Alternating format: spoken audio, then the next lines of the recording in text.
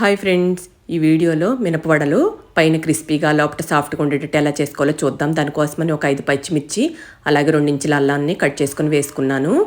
అలాగే over night నానబెట్టుకున్న మినపప్పు అనమాట. పొట్టు కడిగేసుకున్నాను. పొట్టు మినపప్పు తీసుకున్నాను నేను. మీరు కావాలంటే గుళ్ళు మినపప్పు అయినా వేసుకోవచ్చు. మిక్సీ జార్లో వేసేసుకొని కచ్చాబచ్చాగా మిక్సీ చేసుకొచ్చాక మళ్ళీ 2 గుప్పిళ్ళు మినపప్పు వేసుకొని మళ్ళీ కచ్చాబచ్చాగా మిక్సీ పట్టుకోవాలి. వాటర్ అనేది 2 స్పూన్ల కన్నా ఎక్కువ వేసుకోకూడదండి.